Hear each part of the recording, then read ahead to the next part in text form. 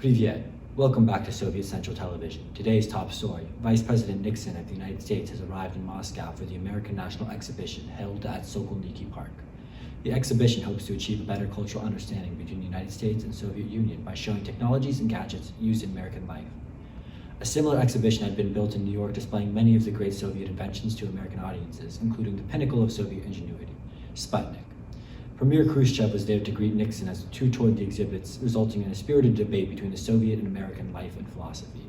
I discussed this interaction further with our foreign affairs expert, Alexander Smirnov. Here is that segment now. Welcome, Alexander. What were your first impressions of the exhibit, and what do you think about these cultural exchanges between world superpowers? Firstly, thank you for the warm introduction and welcome, Mr. Petrov. These exhibits are part of a greater effort between the US and Soviet Union to promote cultural, artistic, and technological exchanges through the Lacy-Zarubin Agreement. Obviously, this exhibit and conference was a vital opportunity for the American nation.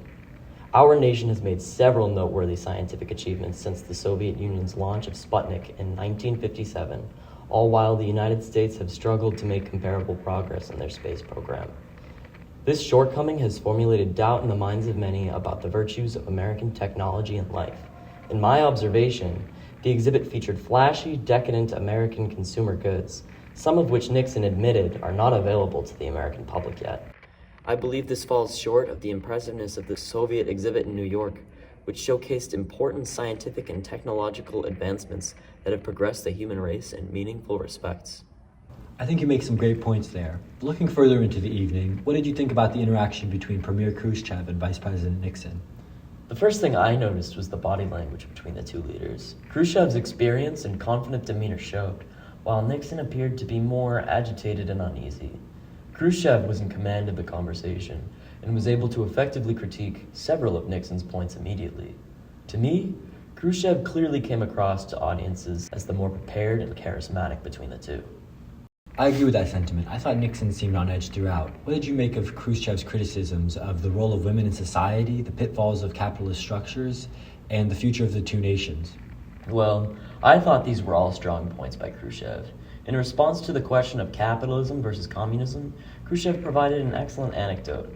Khrushchev raised the point that in Russia, all you have to do to get a house is to be born in the Soviet Union, while in America, if you don't have a dollar, you have the right to choose between sleeping in a house or on the pavement. This was an excellent moment for Khrushchev, as he effectively conveyed that the American economic model is designed to function for those who have money, not everyone. Regarding Nixon's comments towards women, his capitalistic attitudes are clear as he regards women solely through the lens of a housewife in the family economic unit. Soviet women are encouraged to have a proper education and participate in the workforce and are not simply seen as wives and mothers here. Soviet society has given women educational and employment opportunities that are simply not seen in the patriarchal society of the United States. I think you make an excellent point there, Mr. Smirnov. Before we wrap this up, I would like to draw the audience's attention to this moment.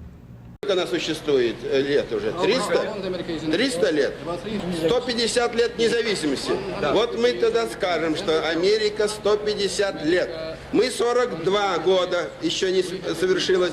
Еще нам 7 лет, и мы будем на таком же уровне, как Америка. А в следующий пойдем дальше, вперед. Но мы, когда вас обгоним на разъезде, мы вам приветствие такое любезное скажем. What did you think Khrushchev was implying about the future of the Soviet Union?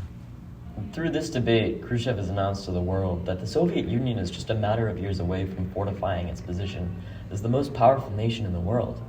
I believe that this debate serves as a great source of motivation for the Soviet nation and will further stoke our competitive spirit to be the world's greatest nation.